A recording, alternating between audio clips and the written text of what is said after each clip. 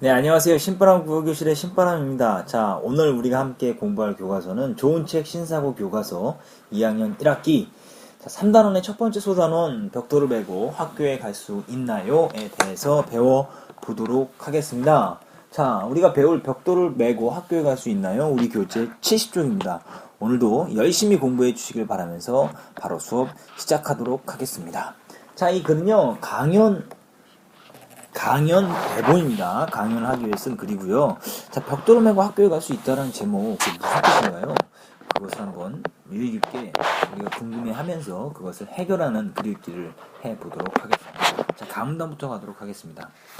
자, 여러분은 유명한 철학자 소크라테스나 중국의 공자님보다 훨씬 많은 책을 읽었다고 하면 기분이 어떠세요?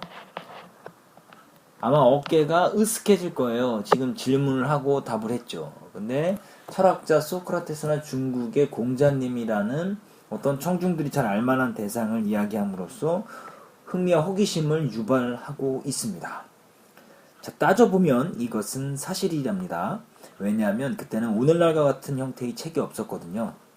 우리가 주변에서 흔하게 볼 수 있는 책은 사실은 수천 년에 걸쳐서 조금씩 발전해온 아주 소중한 발명품이랍니다.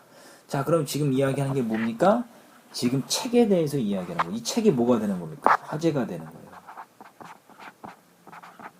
이야기거리, 화제가 책이라는 거 기억해 주시면서 계속해서 진행합니다. 책이 없던 아주 먼 옛날에는 지식이나 정보 같은 것들을 모두 사람의 기억 속에 담아서 전달했습니다. 자, 사람의 기억이 책을 어떻게 했다? 대신했다라는 거죠. 로마 시대의 어느 부자는 노예들 가운데서 영리한 200명을 골라서 재미있는 이야기들을 한 가지씩 외우도록 명령을 했답니다. 그리고 손님이 오거나 잔치가 벌어지는 날이면 그 노예들이 손님들 앞에서 외운 이야기를 말하게 하여 책 역할을 하도록 했지요. 자, 있던 책 대신 사람의 기억에 담아서 했다라는 것에 대한 예화를 이야기해 주었습니다. 그래서 노예가 감기에 심하게 걸려서 듣고 싶어하는 이야기를 손님들에게 들려줄 수 없는 날은 그만 엉터리 책이 되고 말았답니다. 이처럼 책이 없던 옛날에는 모든 것을 인간의 기억 속에 담아서 전했기 때문에 기억하는 기술을 매우 중요하게 여겼습니다. 이 시절에는 오히려 기록하고 책을 만드는 것을 경멸하기도 했다고 합니다.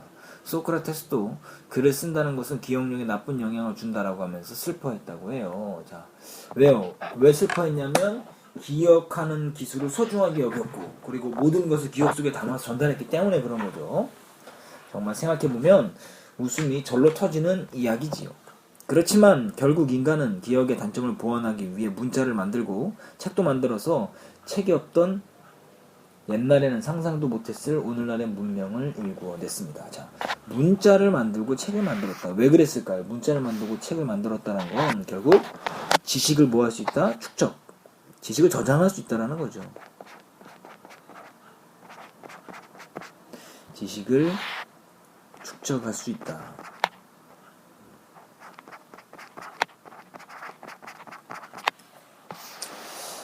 그럼 세계 최초의 책은 무엇일까요? 세계 최초의 책이 나옵니다. 세계 최초의 책. 자, 기원전 10세기 초 바빌로니아 지역에서는 진흙판에 중동의 뜨거운 태양열을 이용하여 구워서 쐐기 모양의 글자를 새겼답니다. 기원전 10세기 초 바빌로니아 지역, 최초의 책의 발생 지역이죠.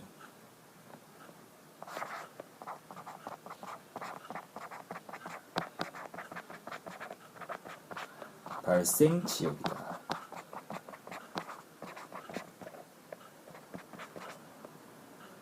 이것이 책의 가장 원시적인 형태입니다. 그런데 이 벽돌책은 그럼 이 세계 최초의 책은 뭐다? 벽돌책이다라는 거죠.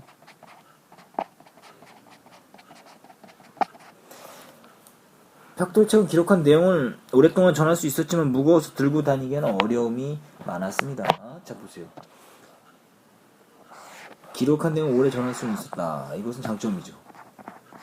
하지만 무거워서 들고 다니기엔 어려움이 있었다. 이건 단점이죠. 여러분이 벽돌을 메고 학교에 간다고 생각해 보세요. 정말 끔찍한 일이겠죠? 자, 그러면 여러분들 보세요. 제목이 벽돌을 메고 학교에 갈 수 있다? 이거는 무슨 제목의 의미는 뭐를 말하는 거죠? 지금 벽돌책에 대해서 이야기했다는 것을 알 수가 있습니다. 장점과 단점, 벽돌책의 장점과 단점 기억해 두세요. 중요합니다. 이 벽돌책은 기록한 내용을 오랫동안 전할 수 있다. 이게 장점이죠. 그러니까 단점은 무겁다. 자, 다음 72쪽으로 넘어가도록 하겠습니다.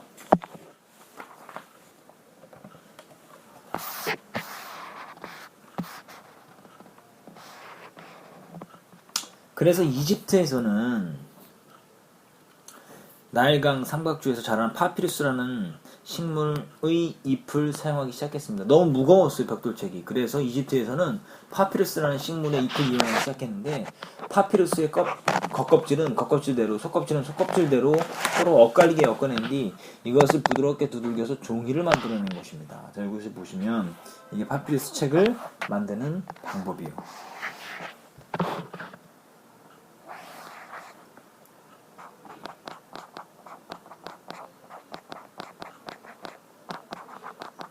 책을 만드는 방법.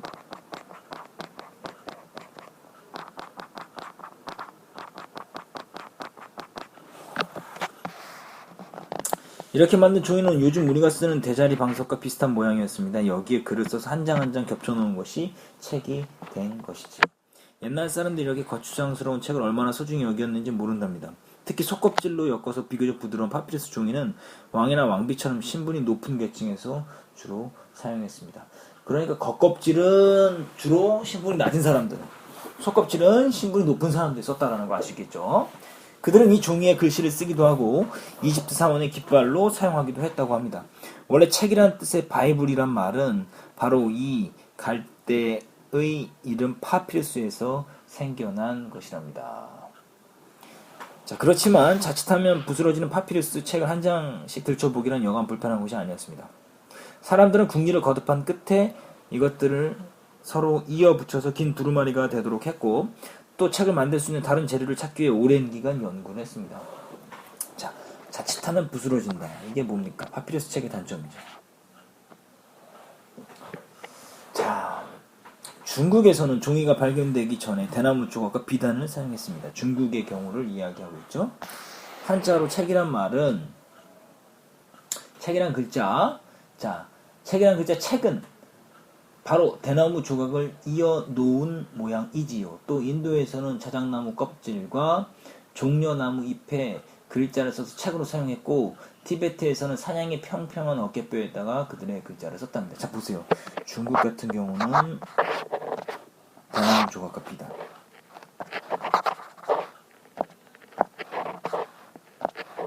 중국의 경우는 대나무 조각과 비단. 자, 인도에서는 자작나무 껍질과 종려나무 잎에 글자를 썼다. 티베트는 사냥의 평평한 어깨뼈라고 그랬죠. 이렇게 썼다라는 건 기억해 두시길 바랍니다.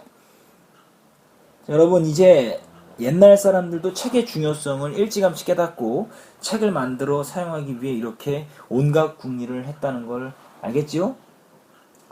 파피루스가 자라지 않는 지역에서는 양의 가죽을 부드럽게 늘리는 기술을 고안해서 양쪽 면에 글씨를 쓸 수 있게 했는데, 보세요. 양의 가죽.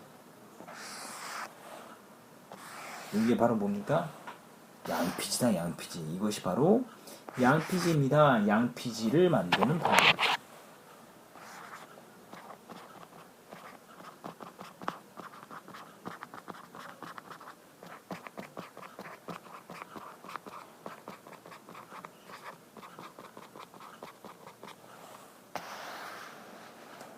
이 양피지야말로 인쇄술이 생기기 이전에 책 만드는 기술을 크게 발전시켰다고 말할 수 있습니다. 양가죽은 매우 긴 두루마리 책도 실용적으로 만들 수 있었기 때문입니다. 매우 긴 두루마리 책도 실용적으로 만들 수 있었다. 이게 뭡니까? 양피지 책의 장점입니다. 자, 한번 보시죠. 파피루스 책. 옛날에 이집트에서 만들었다. 파피루스라는 식물을 잎을 엮어서 서로 부드럽게 두들겨 만들었고, 단점은 부스러지기가 쉽다. 그래서 서로 긴 두루마리가 되도록 연결했다. 여러 나라의 책 재료들 쭉 나왔죠?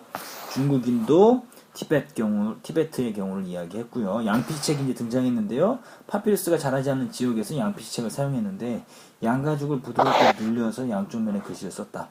그래서 인쇄술이 생기기 이전에 책 만드는 기술을 크게 향상시켰다. 긴 두루마리를 만들 수 있어 실용적이다라고 이야기했습니다. 자, 그럼 74쪽으로 가도록 하겠습니다.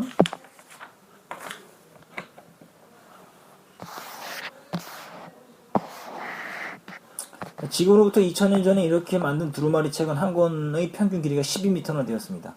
이집트에서는 길이가 45m나 되는 긴 두루마리 책도 발견되었으니 대략 여러분의 키의 25배도 넘는 길이죠. 그러나 이렇게 긴 두루마리에 손으로 써놓을 수 있는 글자는 겨우 750줄 정도밖에 되지 않았습니다. 그래서 오늘날에도 널리 읽히는 고전인 일리아드나 오디세이 같은 이야기를 적기 위해서 무려 36개나 되는 두루마리가 필요했고 수백 마리의 양들이 한 권의 책을 위해 죽임을 당하기도 했지요. 자, 양피책의 단점이 뭡니까? 바로 손으로 써놓을 수 있는 글자가 어떻다는 거죠? 겨우 750줄밖에 안 된다. 마이너스죠. 그래서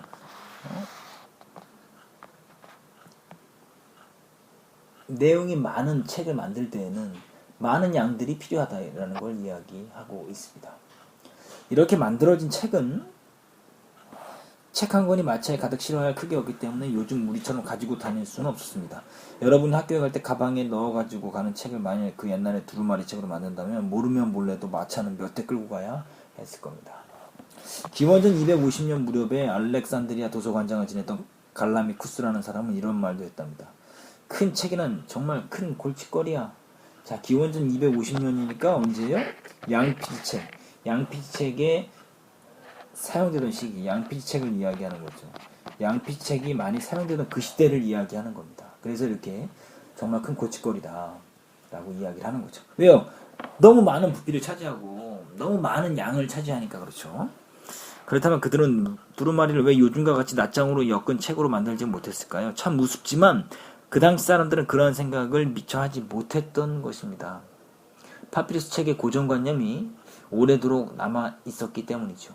그러나 사람들은 결국 양피지 시대에 오늘날과 같은 책의 모습을 만들어냈습니다. 양쪽 면에 써서 여러 겹으로 묶어서 만든 진짜 책이 태어난 것입니다. 양쪽 면에 써서 여러 겹으로 묶은 진짜 책이 어떻게 됐다? 드디어 태어났다라고 이야기하고 있습니다. 그래서 여기 보시면 두루마리 형태의 양피지 책이 있다. 평균 길이가 12m나 된다. 하지만 써놓을 수 있는 글자 수는 750줄 정도밖에 되지 않고 긴 이야기를 적기 위해서는 책이 매우 커지고 무거워진다라는 것. 그래서 오늘날의 양피지 책, 자, 파피루스 책의 고정관념 때문에 오랫동안 낱장을 엮은 책을 만들지 못했다. 하지만 결국 양피지 시대에 양쪽 면에 써서 여러 겹으로 묶은 책을 만들었다라고 이야기했죠. 그래서 청중의 흥미를 끌기 위한 방법은 양피책의 단점을 구체적인 숫자와 예를 통해서 이야기했고, 청중의 처지를 고려해서 두루마리 책을 갖고 학교에 가는 구체적인 상황을 제시했고, 인용구를 활용해 표현하고자 하는 내용을 강조했고, 질문과 답의 형식, 묻고 답하는 거죠. 그런 형식으로 청중의 관심과 집중을 유도했다라고 이야기하고 있습니다. 그럼 오늘 배웠던 거 한번 정리해 보도록 하죠. 우리 교재 69쪽입니다.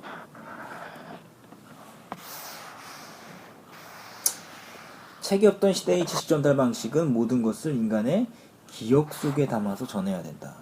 기억하는 기술을 매우 중요하게 여겼고 책을 만드는 것을 경멸하기도 했다. 하지만 종이가 발명되기 이전 사용된 책의 재료를 살펴보면요, 진흙, 벽돌책이죠, 파피루스, 양의 가죽, 대나무 조각과 비단, 자작나무 껍질과 종려나무 잎, 찬양의 어깨뼈 등이 있었다는 걸 기억해 주시고요. 청중의 흥미를 끌기 위한 방법 쭉 나오니까 이런 것들을 여러분이 한번 잘 읽어보시길 바랍니다. 그래서 이제 메모, 어떤 식으로 좀 메모를 해야 되는가, 자, 한번 살펴보면서 새로 알게 된 사실, 잘 이해하지 못한 내용, 더 알고 싶은 내용, 강연에 대한 나의 의견, 이런 것들을 생각하면서 메모를 하면 좀 더 효율적으로 글을 읽고 이해할 수 있을 것입니다. 자, 그럼 오늘 배웠던 부분 여러분들 복습하시고요. 특히 이 69쪽에 있는 부분, 중요한 부분 오마이노트로 정리하시길 바랍니다. 내일도 그리고 다음 시간도 열심히 공부해 주시길 바라면서 궁금한 것들 여러분들 교과서 날개편에 메모해 두시고요. 선생님께 질문해 주시길 부탁드립니다. 자, 오늘도 수고했습니다. 다음 시간에 다시 만나요. 소년이여 야망을 가져라.